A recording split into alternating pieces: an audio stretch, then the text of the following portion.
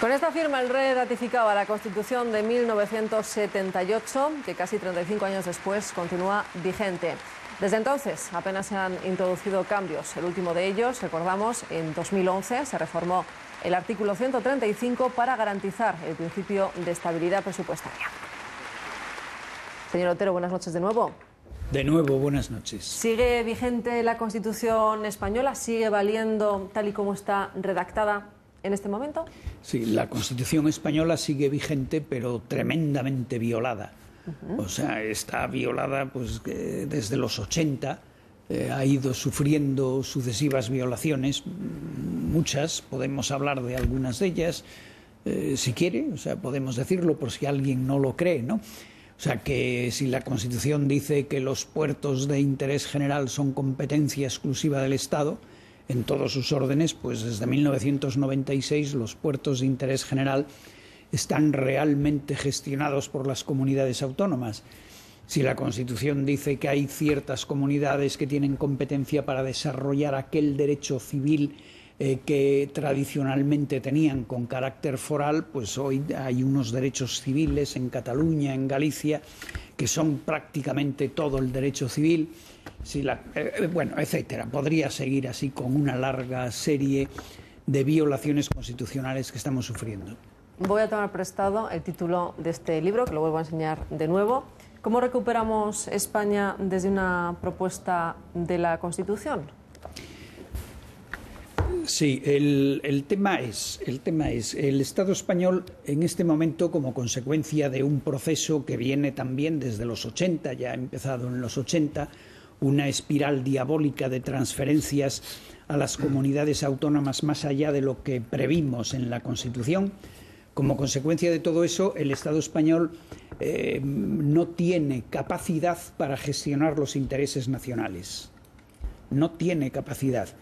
Todos sabemos que España necesita, por ejemplo, un plan hidrológico nacional, que estamos tirando al mar millones de metros cúbicos de agua permanentemente, y mientras hay partes de España que están sedientas, que están secas, pero ese plan hidrológico nacional no se puede hacer, aunque el Ebro y el Tajo son ríos que no son de una sola comunidad, sino que son nacionales, recorren varias comunidades, no se puede hacer porque hay comunidades que no lo consienten. Si el gobierno de la nación quiere hacer un plan de humanidades, como se quiso hacer también en los años 90, pues ese plan se lo tiene que guardar en el cajón, lo tiene que negociar con las comunidades, a pesar de que según la Constitución también es competencia exclusiva del Estado. Si la Constitución dice que el castellano es la lengua que todos los españoles tienen la obligación de conocer y el derecho de usar, bueno, pues hay una tercera parte de los españoles que, por ejemplo, en la enseñanza no pueden utilizar el castellano o muy cortamente, y así sucesivamente. O sea, el Estado no puede hacerlo. Hay comunidades que ya lo estamos viendo, que nos lo dicen todos los días, lo ponen ustedes en los telediarios, o sea, que dicen haremos un referéndum y una consulta soberanista, diga lo que diga la ley del Estado, nos declararemos independientes, diga lo que diga la ley del Estado, y te van poniendo en marcha todo eso, y los dirigentes que cuentan esas cosas pues siguen paseando tranquilamente por las calles y siguen siendo los representantes ordinarios del Estado en aquellas regiones. Bueno, es una situación que naturalmente no puede seguir así. ¿Ustedes apuestan por recentralizar, digamos, esas competencias que se han dado a las comunidades, que vuelvan de nuevo al Estado? En lo que he leído sobre usted me ha llamado la atención una frase. Dice que se agota el sistema político, que se está agotando el sistema político y que puede acabar en una revolución. ¿A qué se refiere exactamente? Porque dicho así resulta preocupante. Sí, no, es que yo creo que si no nos preocupamos, pues bueno, somos ingenuos. Es como si no nos preocupamos del cáncer. En fin, estas cosas existen y son naturales en la vida. Son naturales. En este momento tenemos lo siguiente.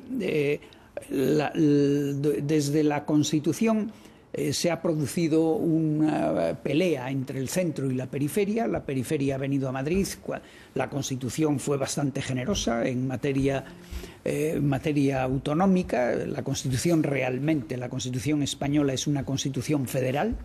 Las competencias que la Constitución permite a las comunidades autónomas son de naturaleza federal. Digamos que teníamos un nivel 50 en 1978 cuando redactamos la Constitución. Pidieron 60, se les dio 55, pidieron 70, se les dio 65, así sucesivamente. En este momento estamos en 90, piden 100, piden la independencia y ya saben que se les va a dar 95. Ya lo saben, y además los dos grandes partidos nacionales están en esa dinámica de a ver qué cedemos. Como siempre, no se cede todo, pero se cede una parte. Bien, y con esa cesión que vamos a hacer este año, casi seguro, acabaremos el año relativamente bien, relativamente tranquilos. Probablemente nos volveremos a engañar una vez más, pero en 2, 3, 4 años ya no tenemos recorrido. En 2, 3, 4 años lo que hagamos, la siguiente solución que hagamos, la del Estado Libre Asociado de Puerto Rico, algo parecido, bueno, eso que hagamos ya supone la caída de la Constitución, la caída del régimen. Como la conocemos ahora. No, la caída del régimen, o sea... La caída del sistema político que conocemos ahora. Claro, o sea, cae como cayó el régimen en 1931, cayó la monarquía y se estableció la república. Como pasó en 1975, cayó el régimen de Franco y establecimos la democracia. Bueno, pues a lo que vamos es dentro de 3, 4, 5 años caerá este régimen, salvo que hagamos una reforma antes y volvamos a establecer un Estado que pueda gestionar los intereses nacionales y que cerremos el proceso, porque lo que es disparatado, en eso nos hemos equivocado en 1978, el dejar este tema abierto. Este tema no puede estar abierto. Esa es una de las preguntas que yo quería hacerle. Usted hace 30 años fue uno de los impulsores de las comunidades autónomas. Quería saber si se arrepiente de algo que no hizo, de algo que hizo, si se preveía entonces lo que está sucediendo ahora. ¿Lo veían venir? No, vamos a ver. Yo realmente pecaba de joven. Todos hemos sido jóvenes y naturalmente ser joven todos tiene... hemos pecado. Claro, eso. Claro. Tiene enormes ventajas ser joven, pero tiene también algunos inconvenientes, y yo era joven y yo creía que las constituciones se hacían para ser cumplidas. Y cuando el presidente del gobierno a mí me preguntaba, me decía: José Manuel, pero tú ves, ¿no te preocupa esto que me dices que hay que hacer? ¿A dónde vamos? Le decía: presidente, pero léete lo que estamos haciendo, mira, es imposible. No, España no se deshace con esto. Se está refiriendo a Adolfo Suárez. Adolfo Suárez. Bueno, pero yo creía que las constituciones se hacían para ser cumplidas y que la gente respetaría la Constitución. Aquí no respeta la Constitución nadie. He leído hoy las declaraciones de una persona a la que admiro mucho, que hoy me parece que todavía es presidente del Tribunal Constitucional. Pascual Sala es un gran magistrado. Todavía es. Es un gran magistrado, pero dice: el Tribunal Constitucional cumple la Constitución. No, el Tribunal Constitucional es el primero que no cumple la Constitución. Se han cogido a una doctrina más o menos alemana de principios del siglo XX de la mutación constitucional, se creen dioses y creen que el Tribunal Constitucional puede sustituir al pueblo soberano adaptando la Constitución ¿a qué? A no sabemos qué, y como son inapelables, pues la cosa quede decidida por el Tribunal Constitucional. Bueno, tampoco respeta la Constitución, hacen consensos políticos. Tiene una composición que obliga al consenso político, el Tribunal Constitucional. Estoy viendo a los analistas mientras usted está hablando y le están siguiendo muy atentamente. Y creo que tienen preguntas que hacerle. Muchas, pero hay que seleccionar, compañeros. Gracias. Bueno, buenas noches, señor Otero. Encantado de reencontrarle después de tantos años aquí en Televisión Española. Sí, señor, es un placer. Como fue tantas veces ministro, supongo que no tendrá usted problema de pensión, ¿no? Usted ha dicho una cosa que como buen gallego lo ha dejado ahí caer. Que hay representantes del Estado que se revuelven contra el Estado, y ha dicho usted exactamente, y siguen paseando por la calle y subidos en su coche oficial. dígame, en el derecho comparado internacional, ¿qué sucedería en una gran potencia democrática de nuestro entorno, léase los Estados Unidos o Alemania, si el presidente de un Länder o el gobernador de un Estado desafía rupturistamente al Estado? ¿Qué sucedería con ese sujeto? Bueno, lo cierto es que yo no conozco casos de esa naturaleza. En los Estados Unidos, en el siglo... en 1868, pues bueno, pues tuvieron una guerra, se mataron. El gobernador del estado de Alabama echó un pulso a la Casa Blanca con el presidente Kennedy. Ah, bueno, bien. O sea, ¿qué sucedió? Díganos qué sucedió. No, ¿qué sucedió? Bueno, es que hubo 3 presidentes, por lo menos que yo recuerdo, Kennedy, Johnson y no me acuerdo quién fue el otro, que lo que hicieron fue intervenir los estados. Los intervinieron, pero además los intervinieron de la forma más dura que se puede intervenir. Les mandaron el ejército. La Guardia Nacional. Bueno, bien, les mandaron las Fuerzas Armadas. O sea, metieron las ametralladoras. Y se acabó el problema. O sea, pero es que eso yo creo que es elemental. O sea, un Estado no puede dejar de aplicar la ley. Naturalmente, es que los ciudadanos empiezan a decir, oye, ¿y si el señor Mas dice que hace esto, diga lo que diga la ley, y yo por qué voy a pagar los impuestos? ¿Por qué? Porque esto nos pasa a todos los ciudadanos, nos cuesta mucho, estamos preparando la declaración de la renta. O sea, el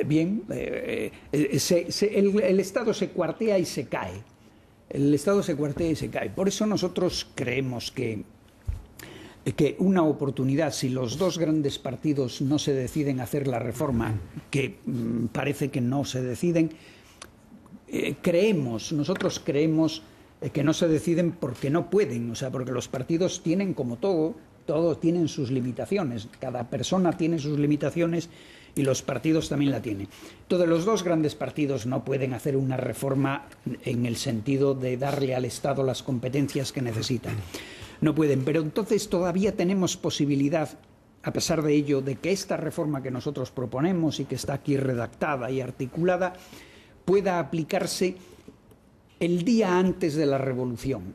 Y esto es algo que en el mundo ocurre con mucha frecuencia, en todas las épocas de la historia y también en el siglo XX. En España tuvimos los 2 casos citados, o sea, el de 1931 y el de 1975, donde un régimen se agota, cae y la propia clase política del régimen abandona y entrega el poder. En Francia pasó en 1940, cuando se le dio casi por unanimidad al mariscal Pétain poderes de dictador, el Parlamento francés, y pasó en 1958, cuando, igual que los monárquicos de 1931 en España, deciden dejar sus sillas, se marchan y le dejan a la nueva clase de la Quinta República antes de que los de la nueva clase de la Quinta República presenten al pueblo su proyecto. Pero les regalaron el poder. ¿Por qué? Porque es que el país se caía.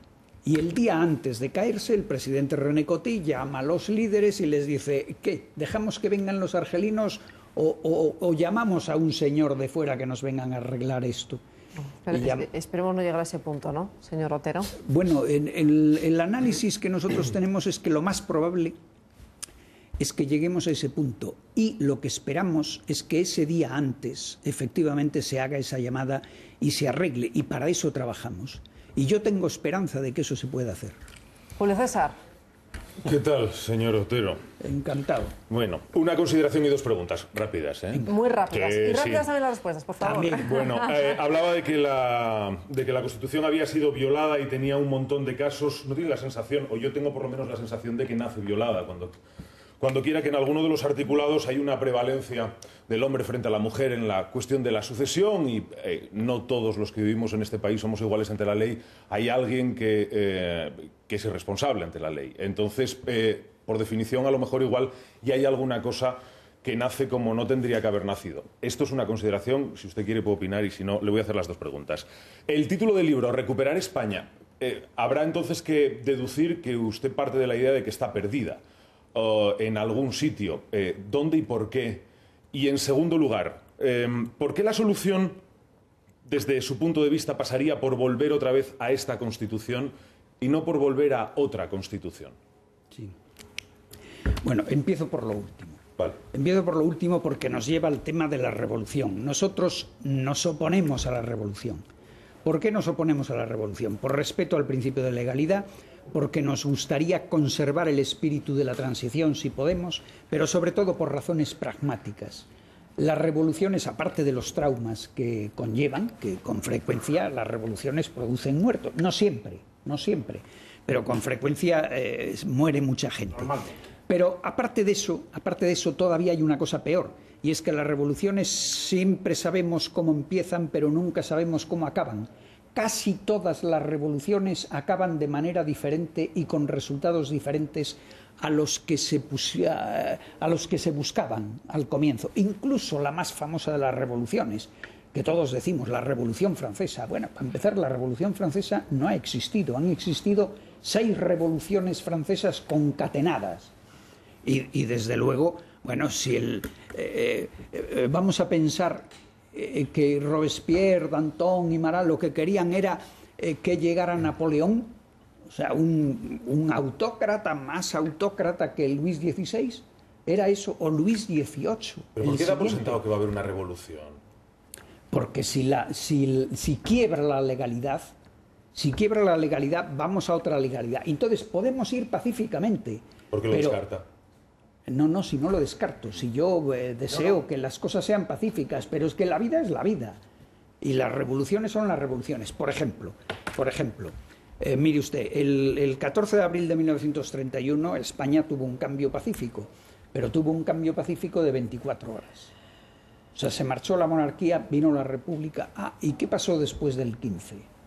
Pues después del 15 no estoy echando culpas a nadie, ni diciendo si fue buena, si fue mala, pero claro, la república fue un desastre. Desde el 15 de abril aquello fue tremendo, fue un deterioro tremendo, y en 5 años vino la guerra civil y el 500.000 de muertos. O sea, las cosas son así, y los seres humanos nos jugamos muchas cosas, y pretender el buenismo de decir, hombre, pero si podemos mandar al rey a Barcelona y que le toquen el himno nacional y que se haga una declaración de hermandad. Bueno, bien. Esos son los sueños de una noche de verano. Hay que ver qué pasa al día siguiente de los fuegos artificiales. Julio César, ¿te das por contestado? No. Te da una más muy rápida. No, que me has preguntado y te respondo. No, además es que me falta una, pero pues no voy pero muy breve. con el debate pero recuperar España. Sí. El concepto, el que da título al libro. Recuperar, desde su punto de vista, es que está perdida. No está totalmente perdida, pero hay porciones perdidas. Ha dicho casi. Porciones seriamente perdidas. Entonces, pues ahí, o sea, no tenemos un Estado. Y esto que afecta a lo nacional, también nos queremos engañar porque no nos gusta verlo. Esto afecta también a lo internacional. La debilidad del gobierno español hace que los gobiernos de la Unión Europea, y miro así, por ejemplo, nos impongan que los españoles no podemos producir más leche que hasta el 65% de nuestro consumo, y el resto se lo tenemos que comprar a otras naciones que mandan más que nosotros. ¿Por qué? Porque nuestro gobierno es débil. Lo saben. Bueno, claro. Un punto de acuerdo entre Julio César y Pedro Otero. Hay que recuperar. Les voy a pedir brevedad tanto en las preguntas como en las respuestas. Venga. Compañeros, lo siento. De lo que ha hecho Julio César. Pero bien, Bueno, le he apuntado aquí 2 preguntas. La próxima vez antes le toca una. Ya empezamos. Ángel. Profesor, 2 cuestiones muy rápidas. La primera, de todas esas transferencias por las que, según usted, se ha perdido España y hay que recuperar, ¿la más importante de todas es la educación? Primera cuestión. Y segunda, cuando habla en plural y dice nosotros, ¿quiénes son ustedes? Deme nombres propios. No, bueno, es que esta propuesta es una propuesta que hemos hecho 80 profesores. Sí, yo lo sé, pero quiero que diga quiénes son, porque claro. No se digan el señor Otero Novas. Bueno, hay nombres muy importantes ahí, además de usted. Hay nombres importantes, todos son más importantes que yo, y gente magnífica. Bueno, yo podía leer los 80 o podía leer los 15 que hemos sido ponentes. O sea, hay gente de distintas profesiones, hay catedráticos, hay abogados del Estado, hay empresarios, hay filósofos. Hay gentes diversas y muy competentes. Esto le llamamos el aula política del Instituto de Estudios de la Democracia de la Universidad. Es un grupo que trabaja para el futuro. Que no es una idea suya, para entendernos, que es mucho No, más. es ¿Y mucho la competencia más. de educación? Bueno, la competencia de educación. Efectivamente, la educación es uno de los puntos graves de la situación que tenemos, pero es uno de los puntos graves fundamentalmente porque también en la materia de la educación se ha violado la Constitución. También ahí se ha violado la Constitución. Se han hecho juegos indebidos. Por ejemplo, hay una ley de los años 90, más o menos, creo que fue de Solana, la LOCSE. La LOCSE reparte y dice, bueno, el Estado va a fijar las enseñanzas del 60% o del 55% o del 65% y el resto las comunidades autónomas. Bueno, la ley pues es relativamente razonable. Ese planteamiento puede defenderse. Quizá no mucho, pero bueno, pero puede defenderse. ¿Cuál es el problema? Es que luego se ha aceptado que lo que marca el Estado es desarrollable por las comunidades autónomas, de tal manera que no es verdad que sea el 60%. O sea, el Estado prácticamente se ha quedado con una mínima porción del sistema educativo. Lo que señala el Estado es muy poquito. Prácticamente todo es desarrollado por las comunidades autónomas. Eso es una violación de la Constitución, pero nadie quiere tocarlo eso. Nadie quiere, o si quieren, vamos, yo sé que, por ejemplo, pues, el ministro de Educación actual, al que vi ayer comiendo, yo sé que tiene una magnífica buena voluntad, sí, pero nadie puede, llevamos muchos años así y nadie puede hacerlo. Señor Otero, un placer. Me sabe mal por Anne, no va a poder preguntarle, nos quedamos sin tiempo, pero a usted le agradezco que nos haya dedicado estos minutos para venir aquí al plato de la noche y hablarnos de ese libro y de esa temática que tan de actualidad está ahora mismo en nuestro país. Un placer. Lo mismo digo y siento... Muchas gracias. Bueno,